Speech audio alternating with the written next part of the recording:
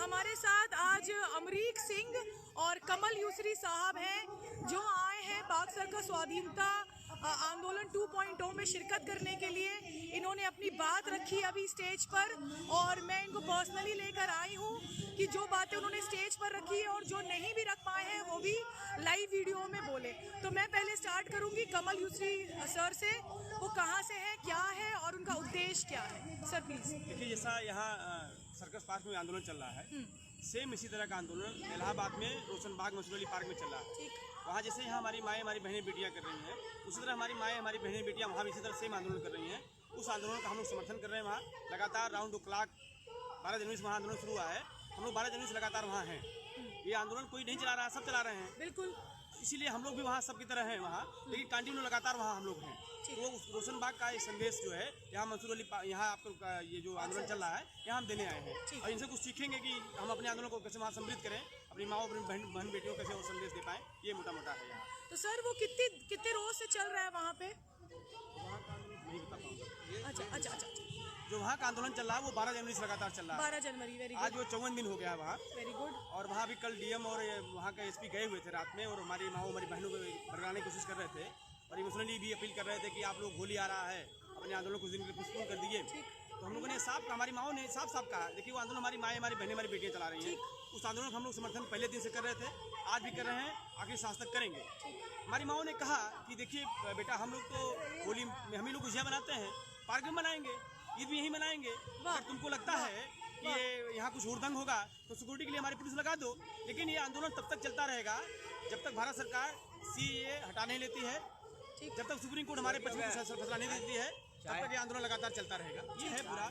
लेकिन वहाँ जैसे इलाहाबाद और यूपी का, मतलब मैं तो वही सोच रही हूँ कि यहाँ तो बंगाल है बोल के ये सबको मालूम है कि हम लोग आसानी से बहुत नॉर्मल तरीके से एहतजाज कर रहे हैं। तो वहाँ पे क्या कठिनाइयाँ हैं? आप यहाँ पे आए और आपको क्या अंतर दिखा और क्या? बहुत साफ, आपने बहुत जरूरी सवाल किया है। यकीनन वहाँ एक ऐसा आदमी मुख्यमंत्री बना हुआ है जो मठ से सीधे आया हुआ है, जो दूर से ही लगता है कि वो मैंने उसकी मतलब अब हम क्या कहेंगे, जो हमारे प्रधानमंत्री ने बोला है कि आप कपड़ों से पहचानिए, कपड़ों से पहचान रहे तो हम पहचान सकते हैं कि क्या है। बिल्कुल सही। वो आदमी बोलता है उत्तर प्रदेश में कि आज़ादी के नारे जो लगाएगा उस पर राजद्रोह देशद्रोह को करना होगा, मैंने इस तरह का है। और जैसे गुजरात में एक हिंदुज़म का प्रयोग किया इन लोगों ने, हिंदू राष्ट्र बनाने का, आज की तारीख में उत्तर प्रदेश प्रयोगशाला इनका बन गया है। उत्तर प्रदेश में 19 दिसंबर का जो आंदोलन चला CA के खिलाफ, भारत बंद का ऐलान था, उत्तर प्रदेश में 22 नौजवानों को मारा गया। 200 मीटर छोड़िए 20-20 मीटर पे गोली चलाई गई थी। और हमारा वो मुख्यमंत्री बोलता है विधानसभा में कि जो लोग मरने के लिए आ रहे हैं हमको क्या करेंगे। यानी आप मान सकती हैं गुजरात के बाद एक प्रयोगशाला उत्तर प्रदेश बना हुआ है। वहाँ हमारे आंदोलन को जो हमारी माएँ चला रही हैं रोशनबाग मंसूर अली पार्क इलाहाबाद में, 12 तक पुलिस आ चुकी है। बड़ी बड़ी गाड़ियाँ लेके वो आ जाते हैं, वहाँ रात में अक्सर आ जाते हैं और एकदम टेरर पैदा कर देते हैं। लेकिन मैं सलाम करता हूँ हमारी माओं को, हमारी बेटियों को, हमारी बहनों को कि पुलिस आती है, हमारी संख्या मान लीजिए 500-1000 रहती है, पुलिस के आने के तुरंत 15-20 मिनट बाद हमारी संख्या कई हजार हो जाती है। Very good, very good. ये कई बार हुआ है। वो है ना कि वो मतलब जितना तोड़ोगे हम उतना जुड़ेंगे। बहुत गजब है। वो है ना कि उनकी हार गई अपनी जीत गई। वो पूरा जब वो आते हैं तब हमारी संख्या बढ़ जाती है। हमारी माएँ एकदम अपने हाथ में आटा गुथती रहती हैं, छोड़ के चली जाती हैं। एक तरह है।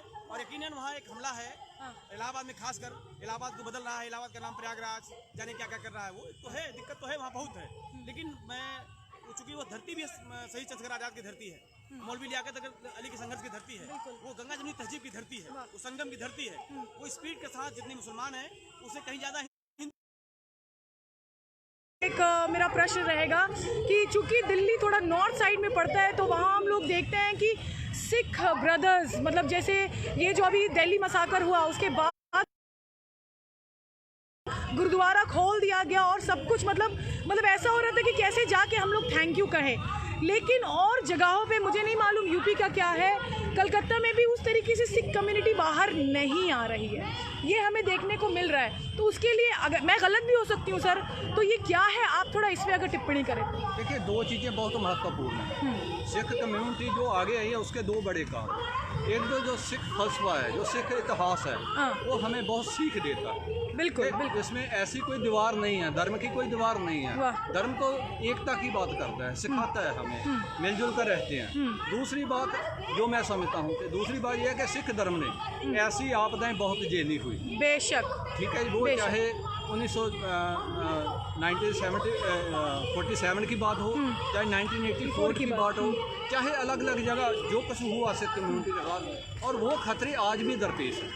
सिख लोग, सिख कम्युनिटी, हमारे कुछ साथी जिन्होंने वो दर्द झेला हुआ है, वो उस दर्द को महसूस करते हुए उनके सामने आते हैं, उनको महसूस होता है कि ये दर्द हमारा है। बिल्कुल। तो ये आपदा हम पर कभी भी फिर आ सकती है। तो मुझे लगता है कि ये दो बातें जो हैं हमारी सिख कम्युनिटी को आगे आने के लिए प्रेरित करते हैं।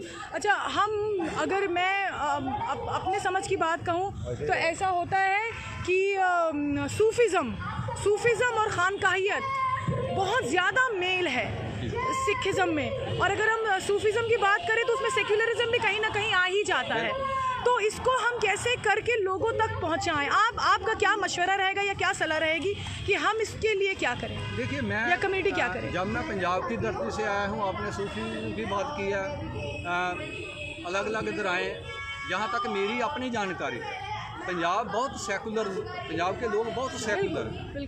हालांकि पंजाब ने बहुत दर्द झेला है, मैंने पहले वो जिक्र किया है, परंतु उसके इतना जाति पर लिखा है, और जितने वो दंगों के प्रति सुचेत थे वो 1931 में वो फांसी पर झूल जाते हैं। उससे पहले जो हालात देश के उस समय की राजनीतिक जमात द्वारा या अंग्रेजों द्वारा जो बनाए जा रहे थे उसके प्रति बहुत चिंतित थे। धर्म के सवाल पर, जात के सवाल पर वो बहुत संजीदा थे, उसी समय वो लिख रहे थे। तो वो चीज़ें जो हमारे पढ़े लिखे लोग हैं उनको समझ रहे हैं।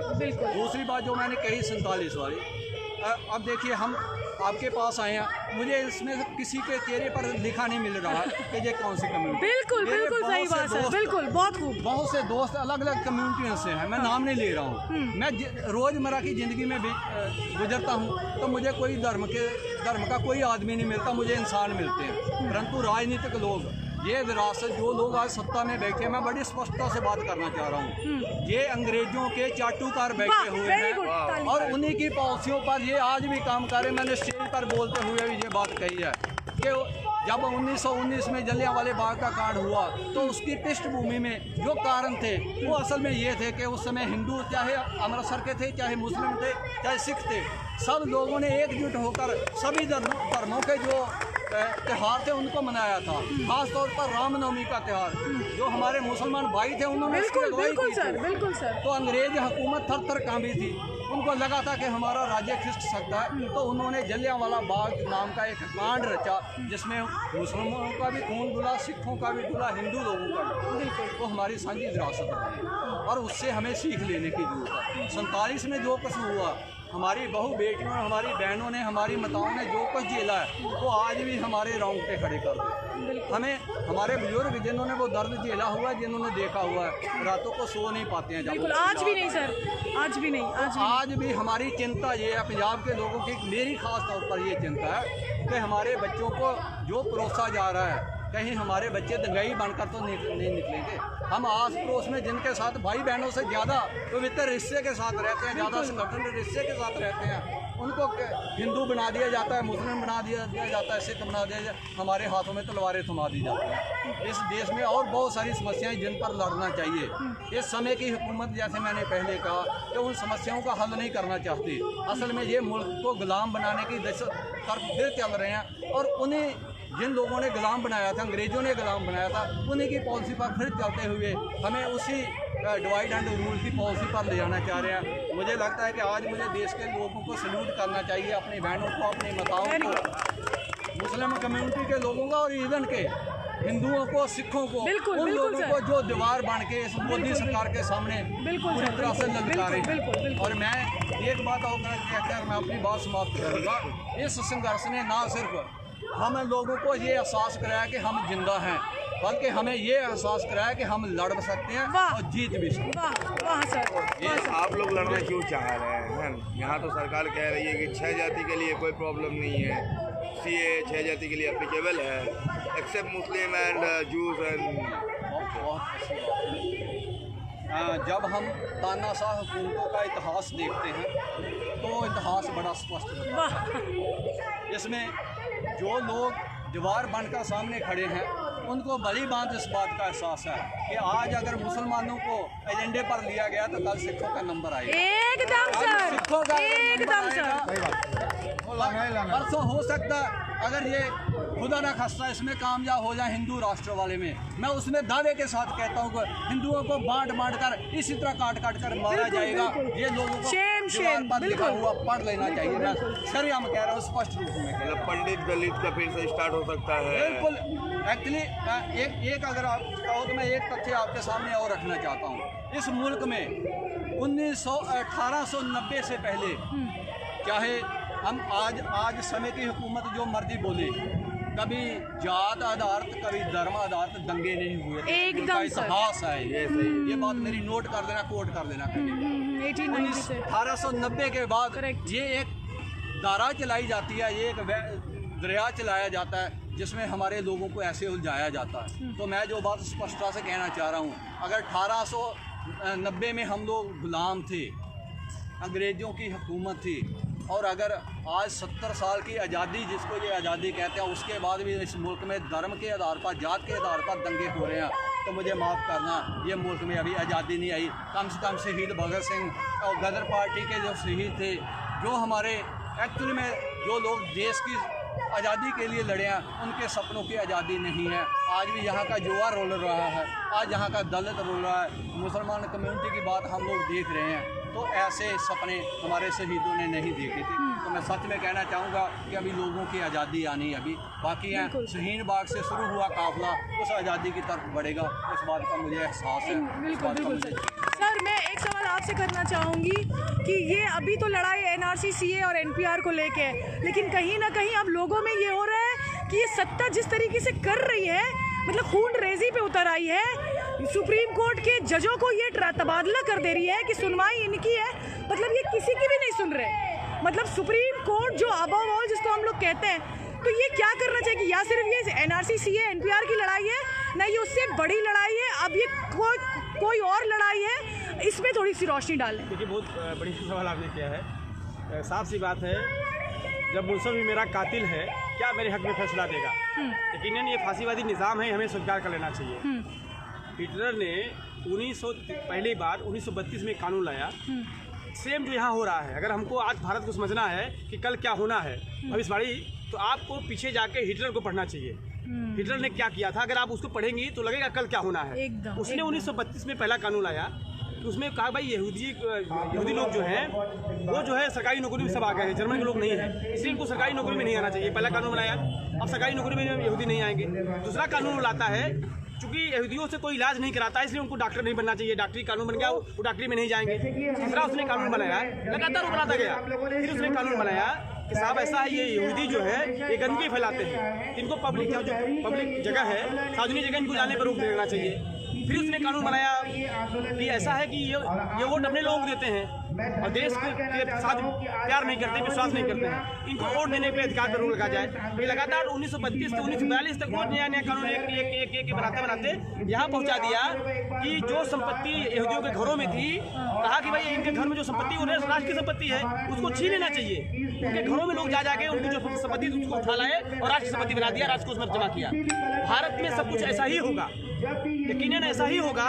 ये फांसीवादी निज़ाम है, और माफ़ी साथ कह रहा हूँ, जिम्मेदारी साथ कह रहा हूँ, फांसीवादी निज़ाम से लड़ने के लिए शहीद आजम भगत सिंह को पढ़ना होगा, उन्हें समझना होगा, डॉक्टर अम्बेडकर को फिर से पढ़ना होगा, गांधी को फिर से पढ़ना होगा, सुभाष चंद्र बोस को फिर से पढ़ना होगा। बिल्कुल रास्ते पे हमें चलना होगा।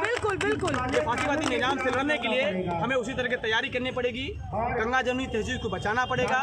ये लड़ाई में कहीं ये CA NRC NPR मुसलमानों का एक बहाना है, असली मामले में दलितों पर हमला है। साफ सी बात है। मैं हिंदी बेल्ट से आता हूँ, जो खासकर काऊ बेल्ट कहा जाता है, जहाँ हिंदुज़म का ज़्यादा है। आप लोगों को तो मैं सलाम करता हूँ, कम से कम आप लोगों ने सेकुलरिज्म ये बना के रखा है यहाँ का।